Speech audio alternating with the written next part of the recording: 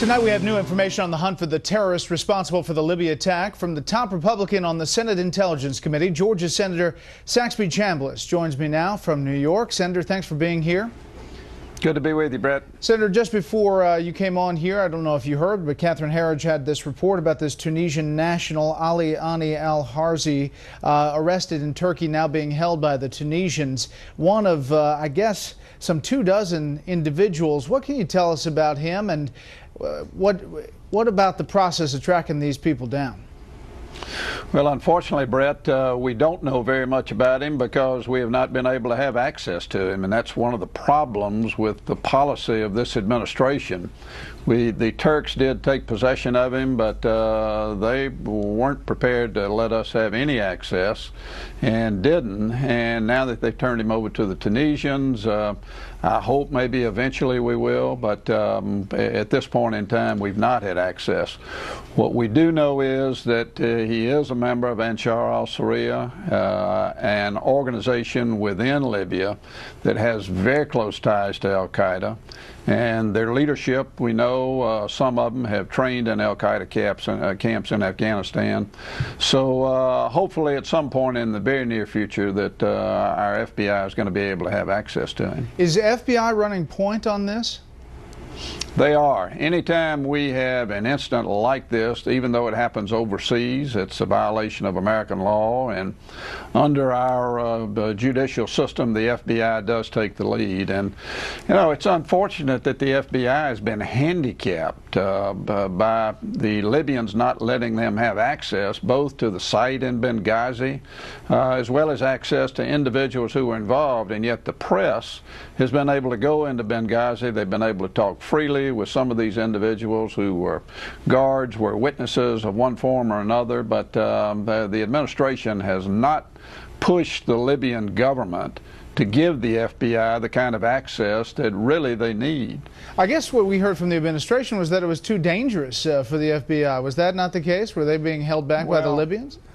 Well, it's not a safe place for sure, but we've got plenty of guard protection that we can send in there, protect the FBI, and give them the kind of access they need. It's just as dangerous for American press to be there, and yet they're looking around at documents and talking to individuals who say they know something about this, but unfortunately the FBI has not had that kind of access. Right. Our own Greg Palcott was just on the ground giving a tour of that compound. You're not happy with how this has gone, the hunt for these the people who are responsible?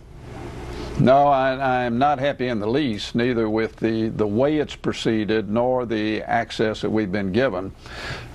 This individual that is now in the hands of the Tunisians is a classic example, Brett, of what happens when you have the lack of a policy of detention and interrogation. Once the president in January of '09 signed the executive order saying we're going to shut down Guantanamo, then any enemy combatant, as this individual is, there is no policy in place to take possession of him and interrogate him in a way where we can gain valuable information.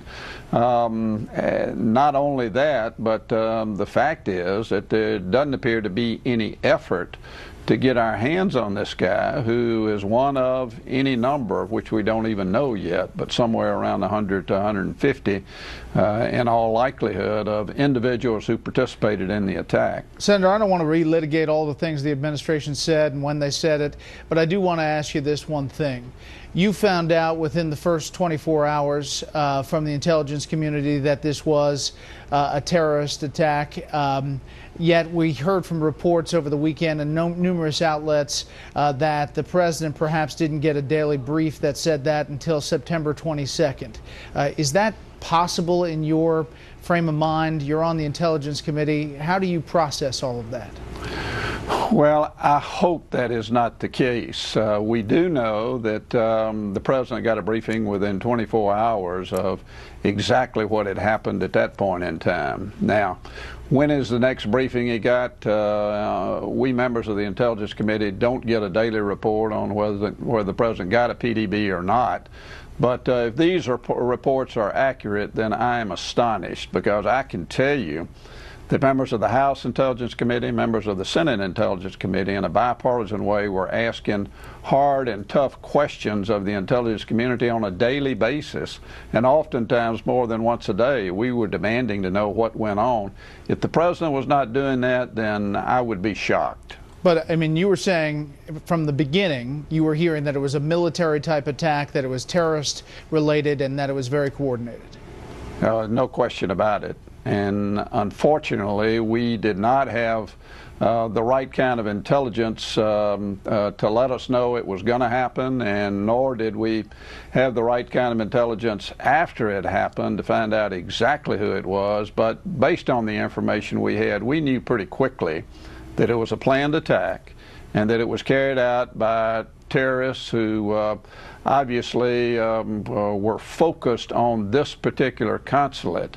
And we could only assume that it was an al-Qaeda attack or an al-Qaeda affiliate. Turns out, looks like that's what it was. Last thing, Senator, I only have a few seconds here. Last night, the president said the sequester, the defense cuts, it will not happen. After the debate, his top aide, David Plouffe, said sequestration should not happen. Were you surprised by that backtrack, what the president said, and then the backtrack? Well, I was very surprised by what the president said. I've been one, along with Lindsey Graham and John McCain, Kelly Ayotte, any number of others, Joe Lieberman, out there saying that this is foolish to do this. I mean, we simply put a gun to our head, and when the president said it was Congress that did it, give me a break. The president signed the law, and in fact, as Mr. Woodward has now said in his book states, the idea of the sequester came from the administration. It came from the White House.